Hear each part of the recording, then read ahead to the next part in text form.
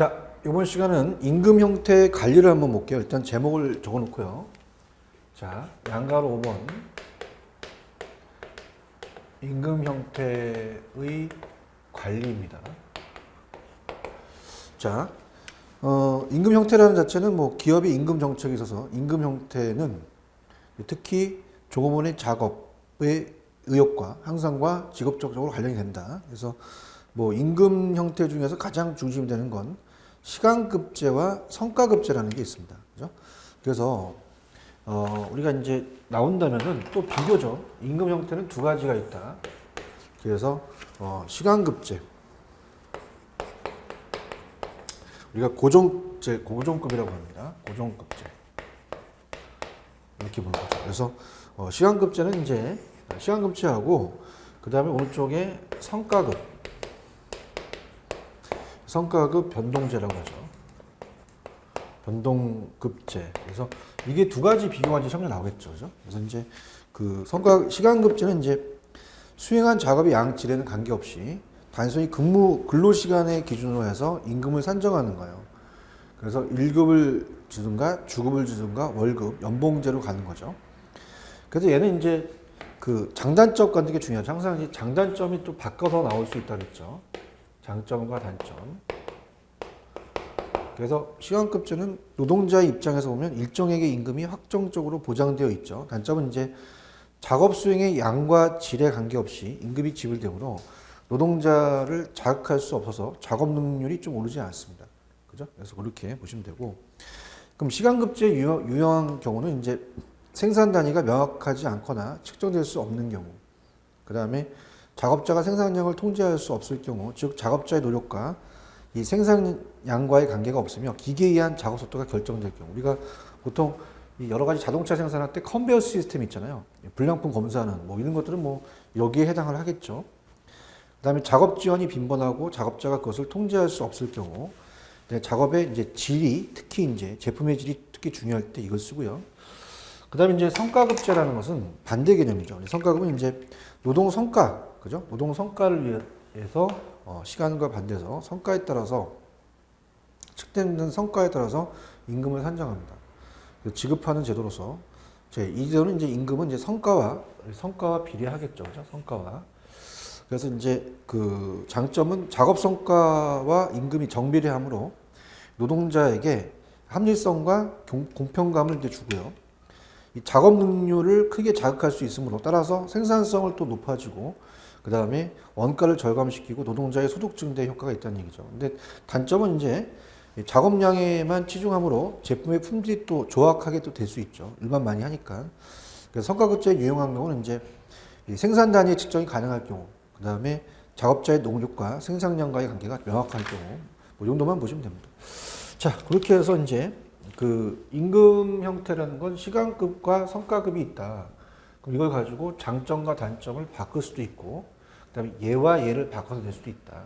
이렇게 여러분들 준비해 보시고요. 그 다음에 넘겨보시면은 6번도 조금 눈여겨보셔야 돼요. 왜냐면 이제 이것도 특수임금제도라고 그래서 여러 가지가 나열되어 있잖아요. 그래서 이제 이것도 이제 문제에서 어떤 걸 얘기하는 거냐 낼 수 있기 때문에 특수임금제도도 여러분이 한번 살펴보실 내용입니다. 자, 그래서 첫 번째 보시면 집단 자극제라는 게 있죠. 집단을 자극시킨다. 집단 자극제. 그래서 이제 이거는 이제 집단 자극 임금제입니다. 그러니까 이건 팀별로 임금을 지급해요. 팀별로 임금을 지급한다. 이렇게 생각하시면 됩니다. 자, 그래서 이제 그 근로자의 개개인의 중심으로 임금을 책정하여 지급하는 개인연금 제도에 대입되는 것으로서 우리가 일정한 근로자의 집단별로 임금을 산정해서 지급하는 방식이죠. 그 다음에 이제 그 어떻습니까? 두 번째는 순응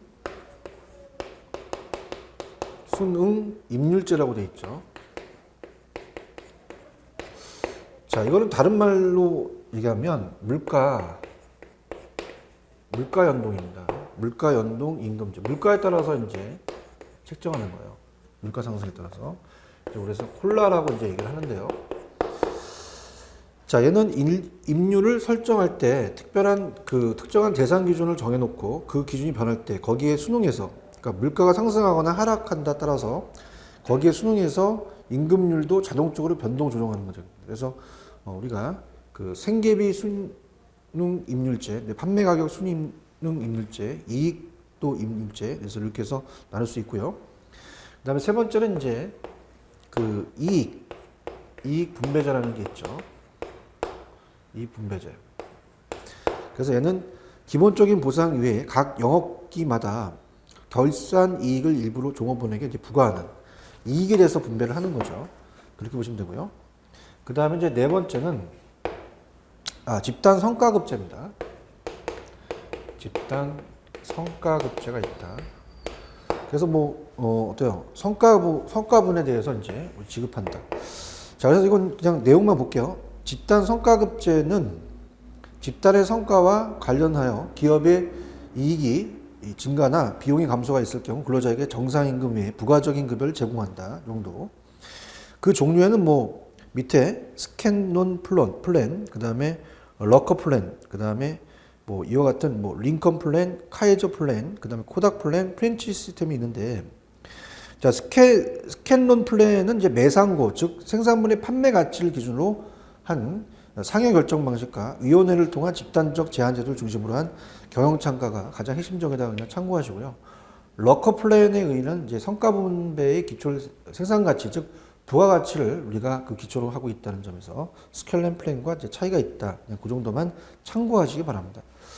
자, 복지후생 관리는 그렇게 중요하진 않아요. 그래서 이제 기업에서도 복지후생을 이제 따져봐야겠죠. 그래서 종업원의 생활수준 향상을 위해서 시행하는 임금 외에 간접적인 재급부를 말합니다. 그래서 이제 복지후생 관리의 세 가지 원칙, 적정성, 기업의 모든 종업원에게 절실히 필요하다 이렇게 해서 적당하게 하고요. 합리성, 우리가 합리적으로 해야 되고, 그다음에 협력성 해야 되겠죠. 협력해야 되겠죠. 노사 간의 협력. 이건 참고적으로만 보세요. 그다음에 이제 카페테리아식 복지후생 같은 경우는 조금 체크를 해보세요. 이거는 시험 문제가 좀 출제가 됩니다. 그래서 이건 별표를 하나 쳐놓으시기 바랍니다. 그래서 이 복지후생에 대한 것은 그렇게 그 출제 빈도가 높진 않은데요. 세 번째 보시면 우리가 카페 어떻습니까? 카페테리아식이죠. 그럼 카페테리아식이라는 자체는 어떻습니까? 여기 이제 그 마음에 드는 걸 골라서 나온다는 얘기죠. 그래서 이제 그 종업원들에게 종업원들에게 이제 어떻습니까? 가치가 없고 종업원들이 만족을 충족시켜주지 못하는 그 복지후생 제도는 상대적으로 비용에 대한 효율이 떨어집니다. 그 문제점을 해결하기 위해서 카페테리아식 복지후생이죠. 그래서 어떻습니까? 기본적으로 각각의 종업원들은 기업이 제공하는 복지후생을 원하는 대로 설계하는 거예요. 자기가 원하는 대로.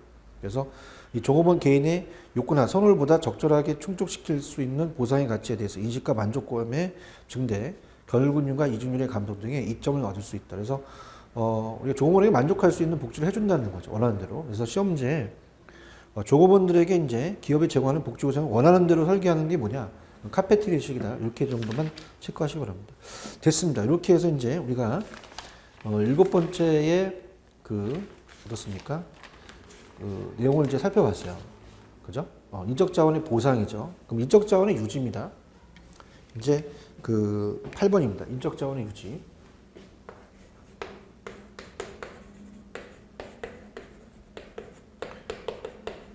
유지도 이제 중요하죠. 그죠? 인적 자원의 유지. 그래서 이제 이건 큰 제목으로 간다면 이제 인간관계라는 게 있습니다. 인간관계. 그래서 인간관계에 대한 게 있는데, 자, 우리가 여기 인간관계라는 부분에서는, 우리가 일단은 이렇게 유통 쪽이나 우리 유통관리사 쪽의 시험 문제가요. 경영학에서 나와 있는 과목들이 다 들어가 있습니다. 그죠? 그래서 우리가 앞으로 배우실 이제 투자라든지 재무관리라든지 이런 것들, 그 다음에 이게 인간관계론이라는 게 있어요. 그래서 인간관계론에 이제 학자들이 이제 몇 명씩 튀어나오는데요. 자, 인간관계라는 게 굉장히 중요합니다. 그래서 저도 이제 인간관계론도 강의를 해봤는데요. 인간관계는 어떻습니까? 이제 여기가 새로 추가된 부분이요. 기출은 아직 안 됐는데 2014년에 새로 이제 추가로 들어갔습니다. 그죠? 인적 자원의 유지가. 그래서 이제 요게 들어갔다는 자체는 자 우리가 사지선다에서 오지선다로 바뀌고요. 유통관리사가 난이도가 조금 어려워졌어요. 그래서 이제 우리 가장 중요한 게 이제 기출 문제를 보셔야 되고 그다음에 추가적인 것은 뭐 어디서 튀어나올지를 잘 모릅니다. 그래서 이거는 뭐 제가 나중에 예상 문제하고 그다음에 요약 강의 때 조금 더 자세하게 또 말씀드릴 거예요. 그래서 인간관계라는 자체를 한번 읽어볼게요. 인간관계는 사람은 혼자 살 수 없어요. 여러 관계에 있어서 이제 같이 관계를 맺어야 된다는 거죠. 그래서 인간은 하나의 인격체로서 감정을 가진 존재이기 때문에 등장한 거죠. 그래서 인간관계는 이제 단순히 사람과의 관계가 아니라 사람을 인격적, 감동적 존재로 이해하고 관리하는 철학과 제도 그리고 기법을 얘기를 합니다. 경제적 모형은 이제 두 번째 점 보시면 맥그리거의 X이론이라는 게 있어요. 그래서 돈만 많이 주면 알아서 일한다. 사람은 노예를 파악하는 사람이 이 사람이에요. 근데 이제 그러나 이제 인간을 단순히 경제적 동물로 파악하는 것만으로 복잡한 조직의 문제를 해결할 수 없다는 것이 호선 실험입니다. 그래서 이제 인간관계론에서 이제 맥그리거의 발전이 맥그리거의 먼저 X이론이 나왔는데 이거를 이제 메이오가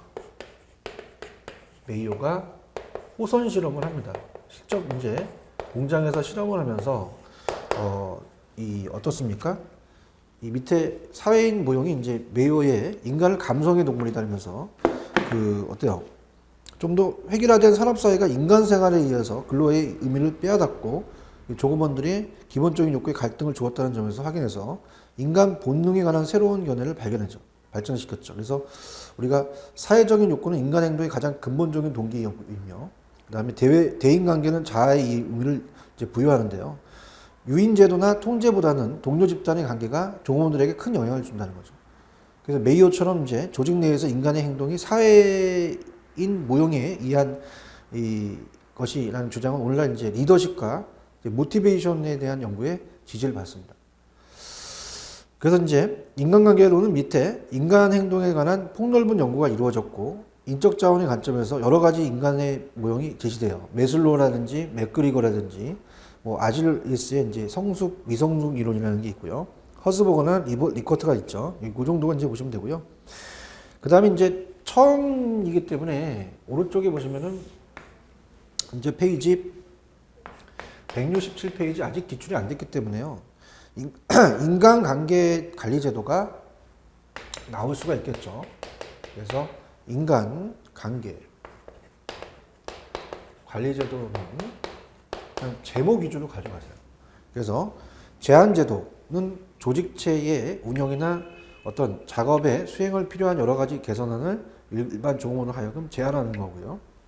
그 다음에 종업원 상담은 혼자만 해결할 수 없는 여러 어려운 문제를 가지고 있는 종업원들에게 상담을 통해서 우리가 전문적인 조언을 해주는 거고, 사기조사라는 건 이제 사기라는 것은 공통 목적을 가진 개인 또는 집단의 긍정적 심정이나 태도가 어떤 수준에 계속하는 상태를 얘기를 해요. 그걸 조사하고요. 고충이라는 얘기 많이 들어보셨죠? 고충. 그래서 주로 종업원의 근로조건, 단체 협약의 실시 등에 있어서 불평불만을 말합니다. 그 고충을 처리하고요. 문호 개방은 이제 종업원들에게 상위 계층 경영자의 문호를 개방해서 종업원의 불만을 경영자가 직접 발견하도록 개선함으로써 또 문호 개방을 하고요. 종업원 지주제도, 이윤 분배제도의 일종입니다. 종업원으로 하여금 자기의 주식을 소유하게 함으로써 경영 참가 의식을 높이는 안정주주를 확보해서 경영 합리화를 또 기하려는 거죠. 그래서 뭐 기타가 있다. 그 정도만 보시고요. 이 노사관계에 대한 것은 이제 그 올바른 이념의 정립, 노사질서의 확립, 노사관계의 안정 등을 기본적으로 한다. 그래서 노사관계에 대한 유형은 뭐 전제적, 온전적, 완화적, 민주적이 있는데요. 여기 그냥 참고만 하시고요. 오른쪽에 가시면 노동조합이라는 게 있습니다. 노동조합. 그래서 그 근로자가 주체가 되어 어떤 자주적으로 이제 단결하여 근로 조건의 유지, 그다음에 개선과 근로자의 복지 증진, 기타 경제적 사회적 지위를 향상을 목적으로 조직한 단체가 이제 노동조합이에요. 뭐 기본 기능은 조직 기능, 그다음에 집행 기능은 이제 단체 교섭 기능, 경제적 기능, 정치적 기능, 그다음에 참모는 이제 종합간부 및 조합원에 대한 교육 훈련이나 선전 활동, 연구 조사 활동, 사업 활동 같은 게 되겠죠. 그래서 노동조합의 조직 형태는 그냥 우리가 아직까지 출제가 안 됐기 때문에 우리나라는 이제 기업별 조합이 이제 대부분인데요. 그냥 일단 밑줄만 쳐놓아보세요. 직업별 조합이라는 것은 이제 동일한 직능을 갖는 숙련 노동자들이 만든 것으로 보시고요. 그 다음에 일반 조합은 숙련이나 직능, 산업과는 관계없이 모든 근로자들이 가입 자격을 가지고 있는 게 일반 조합이고, 그 다음에 산업별 조합은 직종과 계층에 상관없이 동일 산업에 종사하는 모든 근로자가 하나의 노동조합을 만든 거고, 자, 우리나라는 이제 전통적인 게 전형적인 기업별 조합입니다. 동일한 기업이 있죠. 그 회사마다 종사하는 근로자끼리 노동조합을 말하는 거죠. 기업 단위로. 그래서 직종이나 산업은 고려하지 않습니다. 그래서 이런 식으로 이제 보시면 됩니다. 그 다음에 숍 시스템이라는 자체도 그냥 밑줄만 쳐놓으시는데요. 노동조합의 가입 여부와 취업을 연관시킴으로써 노동조합의 뭐 양적인 면을 좌우할 수 있는 중요한 제도로서 뭐 오픈샵, 클로즈샵, 유니온샵이 있는데요. 자, 그냥 개념만 잡을게요. 개념만. 여기 뭐 그렇게 중요하지 않기 때문에 잡니다. 자, 오픈샵은 그냥 조합원, 비조합원 모두 고용이 가능하고, 즉 조합의 가입이 고용 조건이 아닙니다. 우리나라의 대부분 노동조합에 채택되고요. 그 다음에 유니온샵이라는 것은 사용자가 자유롭게 채용할 수 있으나 우리가 채용 후 일정 기간이 지나면 반드시 조합에 가입해야 되고요.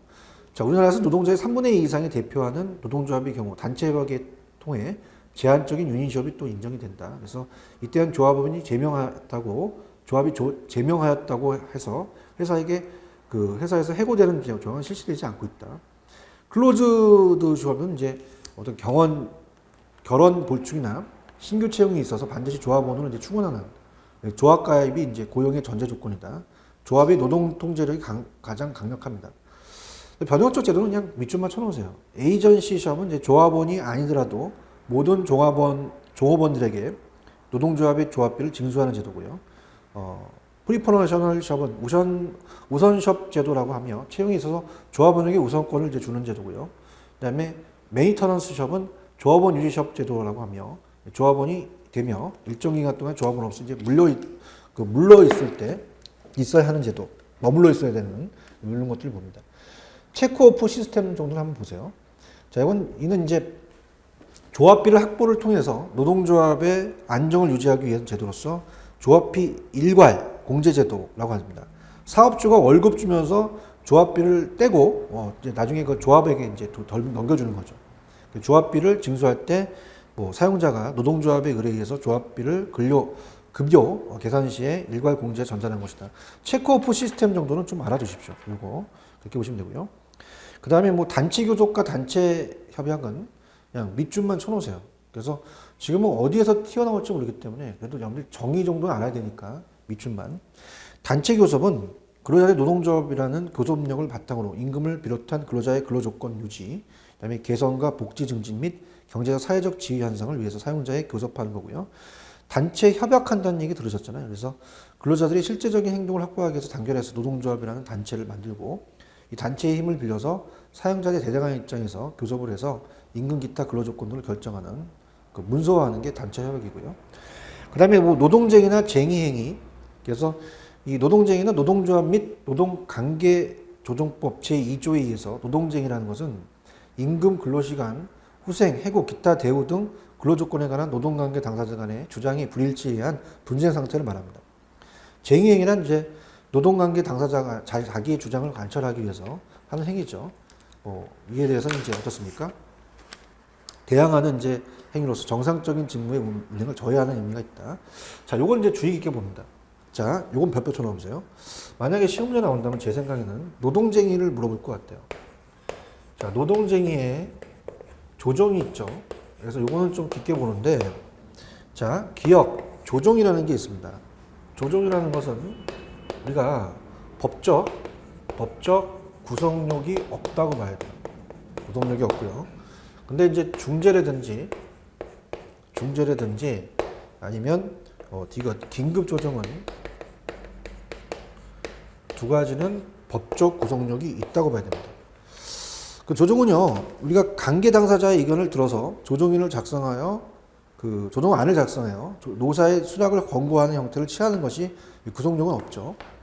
근데 중재라는 것은 조정과는 달리 노사의 자주적 해결의 원칙과는 거리가 먼 제도로서 이 중재 절차가 개시되면서 나타나는 것입니다. 그래서 우리가 이런 것들이 이제 법적 구속력이 있다. 긴급 조정도 마찬가지예요. 쟁의기가 그 공익사업에 관한 것이거나 또 그 규모가 크고 중대한 것이어서 국민경제나 국민의 일시생활을 위태롭게 할 경우 고용노동부 장관이 직권에 의해서 긴급조정이 필요하다. 그 정도는 갑니다. 그 정도는 보시면 됩니다. 됐습니다. 그 다음에 인사정보시스템과 인사감사 이런 것들은요, 그냥 참고하시기 바랍니다. 참고하시고요. 자, 그 다음에 이제 제3절 재무관리로 가볼게요. 자, 이거 172페이지입니다. 172페이지. 제2절이죠. 재무관리입니다. 자, 그래서 우리가 이제 그 파트가 또 재무관리 파트가 또 들어갔어요. 그래서 이제 최근의 경향은 2012년에 한 문제 정도가 출제가 됐고요. 기출이 됐고, 그 다음에 2013년에도 한 문제 기출, 그 다음에 2014년에, 자, 14년에는 두 문제가 출제가 됐습니다. 많이 됐죠, 그죠? 그래서 이제 1회 때가 나왔는데, 그럼 어떻게 됩니까? 우리가 2015년에도 항상 기출은 최근 경향이니까 두 문제가 예상이 됩니다. 두 문제가 예상이 된다. 그래서 이렇게 해서 이제 우리가 염리 체크를 하시면 돼요. 자, 그래서 보통 이제 기업의 재무 관리의 재무 활동을 얘기하죠. 재무 활동. 그래서 자금의 조달 라든지 우리가 이제 자금의 운영 뭐 이런 것들은 이제 우리가 봅니다. 뭐 운영은 투자라는 얘기죠, 그죠? 뭐 이런 것들은 이제 우리가 전체적인 것 맥락을 살펴볼 거예요. 그 다음에 이제 그 내용들을 이제 하나씩 살펴본다면요. 자, 일단 재무관리에 대한 의의는 뭐 한번 읽어볼게요. 기업할 재무활동은 이제 자본을 어떻게 조달하고, 그죠? 자금을 조달하고 운영할 것이냐. 운영은 투자입니다. 그래서 적어 놓으세요. 그래서 이 재무관리나 기업의 목표를 효율적으로 달성하기 위해서 필요한 자금의 조달과 투자 결정에 의한 의사결정, 관리 활동을 의미한다. 그래서 이제 오른쪽 가시면은 투자 의사결정이 기업이 어떠한 종류의 자산을 어느 정도 보유할 것인가에 의한 의사표시입니다. 의사결정. 그래서 투자 의사결정의 결과는요, 재무상태표. 옛날에 이제 대차제조표인데요. 재무상태표로 바뀌었죠. 자, 재무상태표입니다.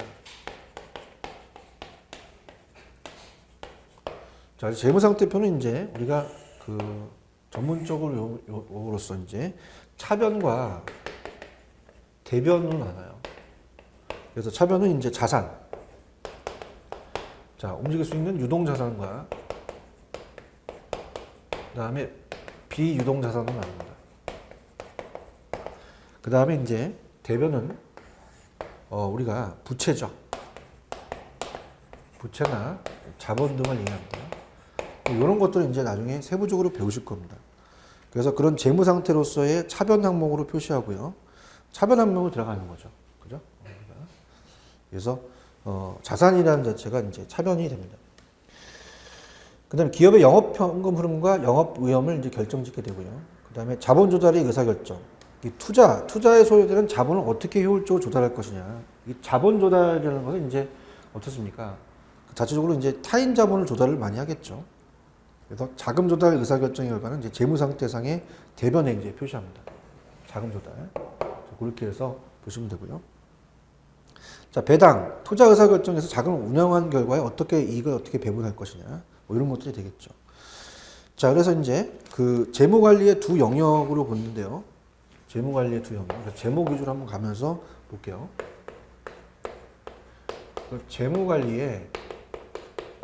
재무관리의 두 영역으로 본다면, 자, 첫 번째는 자금의 조달입니다. 자금의 조달. 그래서 우리가 자본 조달이라고 얘기하죠. 자본 조달이다. 그래서 이제 어떻습니까? 자금은 이제 외부 자금이 있죠. 그래서 외부 자금 조달. 외부 자금 조달이다. 그러면 이제 어떤 거겠어요? 기업의 규모가 커지면서 기업 운영에 필요한 대규모의 자금을 기업 외부에서 조달하게 되잖아요. 그래서 이때는 이제 어때요? 금융시장을 통해서 차입이나 또는 자본시장에서 주식이나 채권 등을 발행하여 조달할 수가 있죠. 그죠? 그래서 어떻습니까? 이 금융은 자금의 융통입니다. 차입을 하거나 데빗이라고 하죠. 그다음에 이제 내가 내 지분을 자본시장에서 스탁이나 채권, 본드로 발행하여 조달할 수가 있다. 주식이나 채권을 이제 할 수 있죠. 그럼 자금 조달에서는 이제 문제가 이제 여러 가지 자금 조달 원천 중에서 이 자본 비용이 가장 싸게 가장 저렴한 자금을 어떻게 조달하는 것이 야가 중요한데요. 여기서 이제 자본 비용이라는 우리가 코스트 오브 캐피탈이라는 것은 자금 사용에 대한 대가를 말합니다. 자, 부채는 어떻게 돼요? 데비스라는 자체는 이제 금융시장에서 차입을 하게 된 것은 우리가 이자가 나갔고요. 그 다음에 자본시장에 주식을 발행하건 스탁에 대해서는 이제 우선주나 보통 이제 어떻습니까? 보통주의 경우는 배당이라는 게 나가죠. 그죠? 자, 이런 것들을 생각해 봐야죠.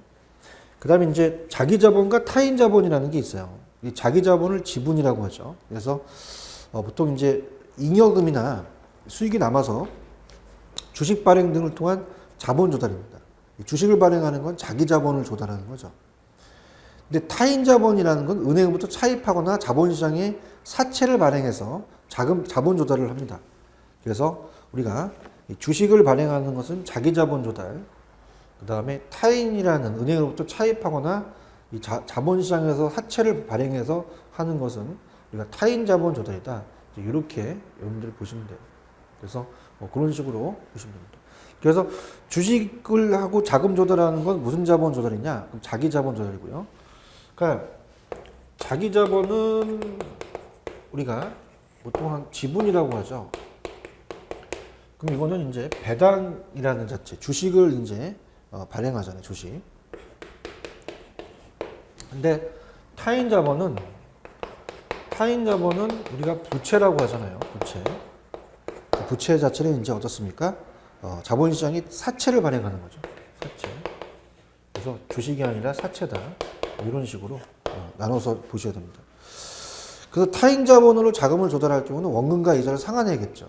그래서 경기 변동에 따라서 그 순수익에 큰 영향을 받는다는 걸 감안해서 타인 자본에 의한 자금 조달은 자기 자본의 경우보다 위험이 좀 큽니다. 그죠? 거기서 볼 수 있고. 그 다음에 이제 자금에 대한 운영. 자금의 운영은 이제 투자죠. 자금을 조달해서 이제 투자를 하는. 그래서 이제 그 재무 관리의 두 번째 영역은 이제 조달된 자금을 어떻게 합리적으로 운영하느냐. 그래서 다양한 우리가 투자 대상을 파악하고 투자 안의 경제성을 분석해서 어떤 투자를 채택할 것이냐 하는 문제를 다룹니다. 그래서 자금 운영은 조달된 자금을 어느 투자 안에 배분하느냐 하는 것으로서 자본 예산이라고도 하고 또는 아까도 얘기했지만 인베스트먼트, 투자라고 얘기를 하죠. 자, 투자의 의미는 이제 이거예요. 우리가 앞쪽에서 배웠지만은 이제 인적 자원이라는 게 인사와 관련되죠. 인사와 관련된 투자와 물적 자원에 대한 투자가 있습니다. 그래서 재무 관리에는 이제 실물 자산의 투자만을 다루겠죠. 그래서 그렇게 보시면 되고, 그 다음에 이제 밑에 경상적 지출과 자본적 지출 같은 거는 좀 체크를 해보셔야 돼요. 그죠? 그래서 우리가 그 어떻습니까? 지금 이번 자금의 운영은 투자를 얘기를 하죠. 그러면서 이제 자금 운영의 문제, 투자의 의의, 그 다음에 디귿번 같은 경우는 조금 비교를 하셔야 됩니다. 자, 여기는 이제 경상적 지출 또는 이제 수익적 지출이라는 게 있고요.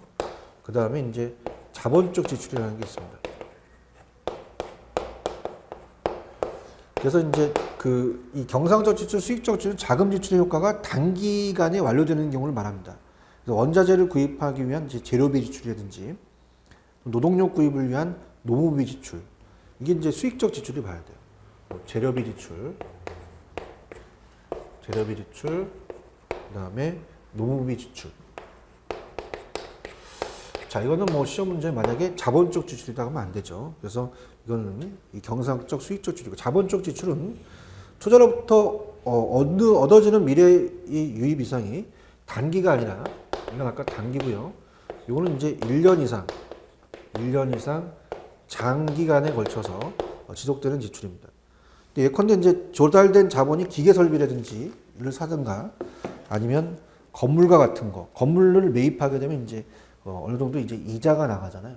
그래서 그러한 고정자산 취득, 또 신제품 개발, 사업 확장 등 지출되는 것을 말합니다. 이처럼 장기간에 걸쳐서 영향을 주는 투자 결정은 기업의 장기 수익성과 위험을 근본적으로 결정지는 요인이 되겠죠.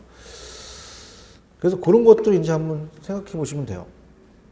그 다음에 이제 재무관리에 다루고 있는 이제 기타 영역은 이제 그 다른 영역은 이제 영업활동에서 발생되는 순수익의 배분과 관련된 배당, 정책, 기업의 영업 성과를 평가하는 재무 분석, 그 다음에 기업 운영에 필요한 운전자본의 관리, 기업 합병, 국제금융, 국제재무 관련된 게 있다. 그렇게 보시면 됩니다. 자, 그 다음에 그래서 이제 이 기업의 재무 활동은 이제 자금의 조달을 해서 그 운영의 투자, 인베스트먼트, 그래서 그런 것들을 이제 따져본다면 재무 관리 자금의 조달은 이제 외부 자금 조달, 자기 자본과 타인 자본이 있다. 이렇게 해서 자금의 운영에 대한 게 경상수 지출과 자본주 지출, 그 정도만 보시면 됩니다. 그다음에 재무 관리에 대한 목표는 그냥 읽어볼게요. 목표를 얘기하는 거니까.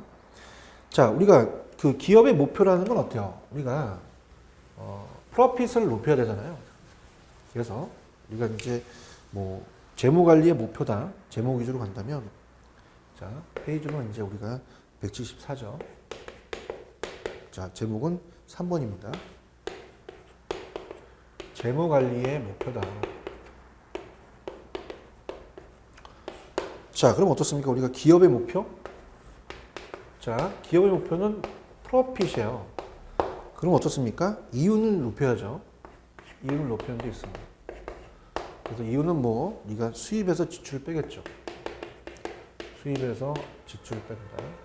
이익을 창출해야 돼요. 그죠? 그럼 이익은 이제 뭐 수익에서 또 비용이라고 또 얘기할 수 있죠.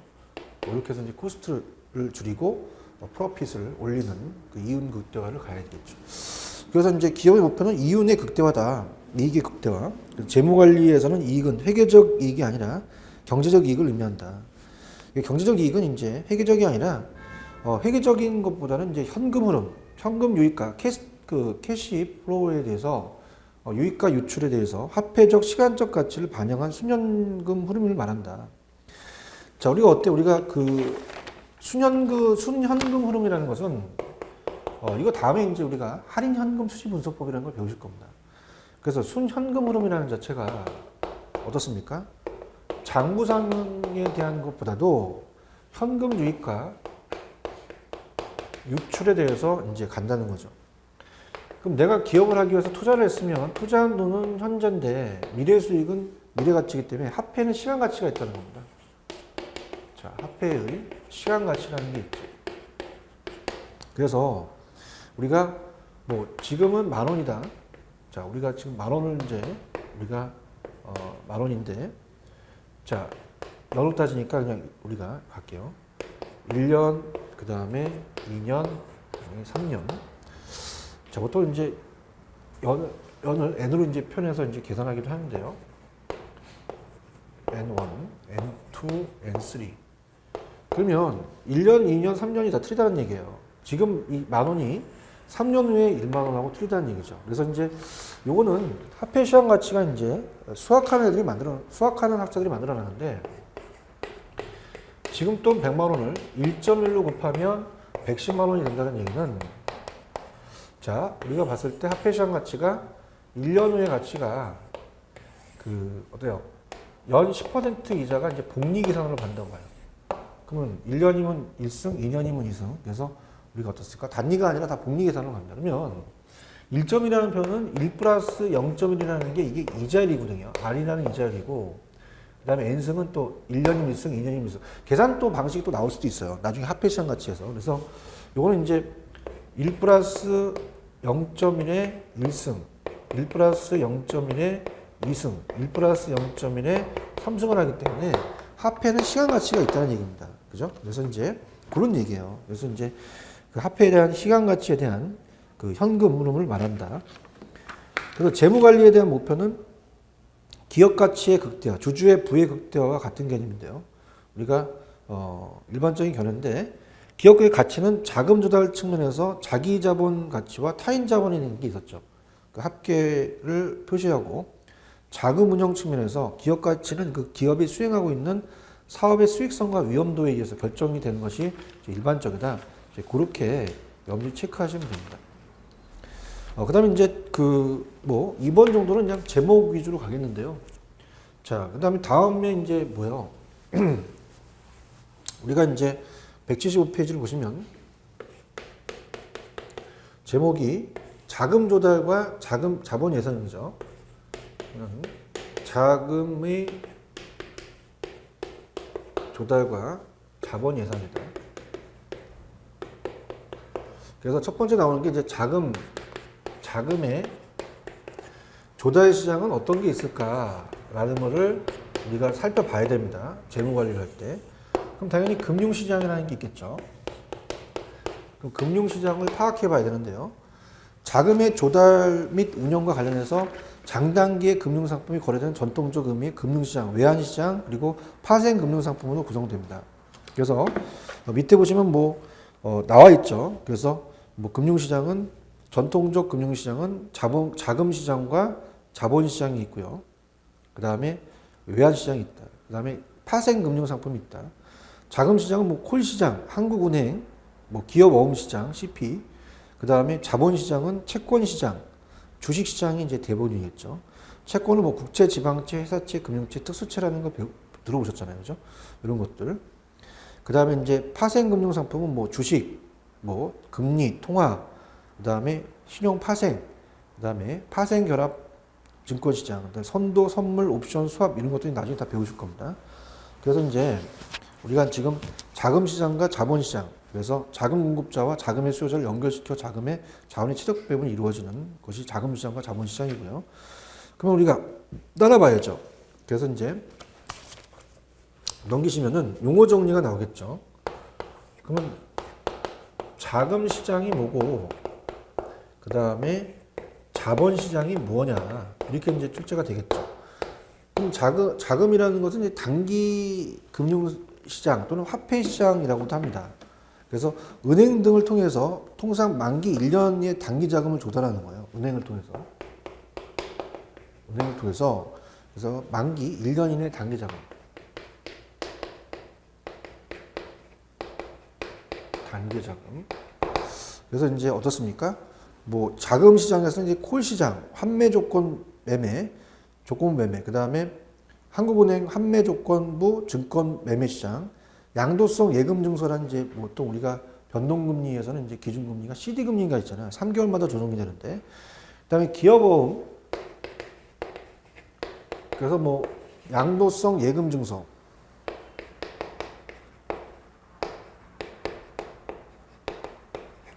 CD라고 하는데요. 보통 이제 금리가 변동금리여서 그냥 3개월마다 조정이 됩니다. 그 다음에 기업 어음이라는 자체. 자, 어음은 이제 여러분들이 그 어음 자체가 진성어음과 융통어음이 있어요. 진성어음을 얘기하는 게 아니라 융통어음을 얘기합니다. 자, 우리가 만약에 이제 보통 저도 건설회사 다녀가지고 우리가 이제 그 어떤 어음을 발행해서 대금을 치르는 경우가 있는데, 연쇄 부도나게 되면 이제 그 어음이 이제 1차 그 은행 이제 이 어음이라는 자체는 발행이 있고 지급일이 있잖아요. 그래서 은행에다 넣게 되면 돈을 이제 상환하지 못하면 1차 부도가 납니다. 그런 어음이 아니라 여기서는 이제 융통어음이에요. 그래서 이제 우리가 대기업, 중소기업, 협력업체로부터 물건을 이제 받고 물품을 받고 어음을 이제 끊어주는 그런 어음이 아니라 CP라는 것은 이제 기업이 그만큼 돈 자금이 없을 때 기업 어음에 대해서 이제 CP 융통성 어음을 이제 발현해서 자금을 융통을 합니다. 근데 이거는 이제 장기가 아니라 만기 1년이 되기 때문에 융통어음도 보통 우리가 이 3개월마다 어음을 끊어주잖아요. 1년 이상은 없겠죠. 그죠? 단기라는 거 이렇게 보시면 되고요. 그 다음에 이제 자본시장은 이거와 반대가 나오겠죠. 그래서 얘는 이제 자본시장은 장기자금 조달 수단인 주식 및 만기 1년 이상. 주식 및 만기 1년 이상. 이런 게 이제 비교가 되겠죠. 아까는 이제 단기 금융시장, 화폐시장이었죠. 그래서 이상의 채권이 거래되는 시장이다. 그래서 주식이나 만기 1년 이상인 채권. 그래서 장기 금융시장이라고도 하며 증권시장과 같은 의미로 사용됩니다. 그래서 주식시장, 채권시장, 통화안정증권시장 같은 게 여기에 이제 다 이제 들어가겠죠. 자, 그다음에 이제 간접금융과 직접금융이라는 게 있어요. 그래서 이제 간접금융과 직접금융은 이거는 이제 전반적인 이제 금융 파트입니다. 금융. 그래서 이제 보통 제가 이제 어떻습니까? 경영학에서도 이제 재무 관리도 있긴 하지만 금융론이 따로 있어요. 금융론이. 그래서 이제 요거는 용어 정리로 가겠는데, 자, 지금 어때요? 직접 금융과 간접 금융이라는 게 있잖아요. 먼저 간접 금융이라는 것은, 자, A은행이 있어서요. 우리가 보통 1억을 예치시킵니다. 그러면 예금 금리를 주죠. 자, 그럼 갑돌이한테 1억을 대출해줘요. 1억을. 뭐 신용대출이 될 수 있고 담보대출이 될 수 있죠. 그럼 대출금리를 주죠. 근데 은행은 어떻습니까? 대출금리는 예대 차이를 노려서 대출금리를 더 왔죠. 그죠? 그럼 갑이 바로 자금을 수여한 사람이기 때문에 자금의 수요자가 되고요. 자금을 준 사람을 자금의 공급자라고 합니다. 자금의 공급자. 자, 그럼 어떻습니까? 우리가 만약에 은행을 통했다, 그럼 은행을 통했으면 이건 간접금융이에요. 그래서 수요자가 공급자를 은행을 통해서 한 거고요. 아니면 직접 발행하게 되면 아까 주식이나 채권을 발행한다고 그랬습니다. 자, 이건 쩐주, 우리가 투자자를 직접 상대해서 하기 때문에, 자, 이건 직접 금융이다. 뭐 이렇게 봅니다. 그래서 간접과 직접도 바꿔서 한번 나올 수 있을 것 같은 생각이 들어요. 그래서 제가 이제 강의가 이제 어느 정도 되는 게, 저는 굉장히 욕심이 많습니다. 경영학에 대해서도 이제 아까 뭐 우리 그 인적 자원 관리에서 우리가 인적 자원에 대한 관리가 있고요.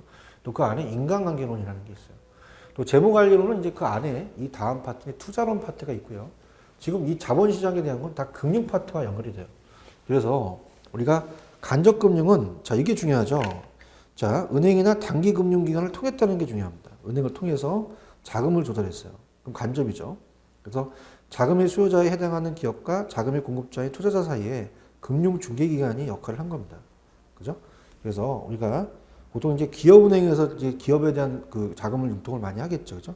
이 기업과 자금의 공급자인 투자자 사이에서 금융중개기관이 한 거고요. 그 다음에 직접금융은 어때요? 자본시장을 통한 자금의 조달의 경우 기업이 이제 투자자들로부터 직접 다양한 형태의 증권을 발행했고, 증권이 가장 대표적이죠. 주식이나 채권을 발행해서 직접 모집하는 거죠.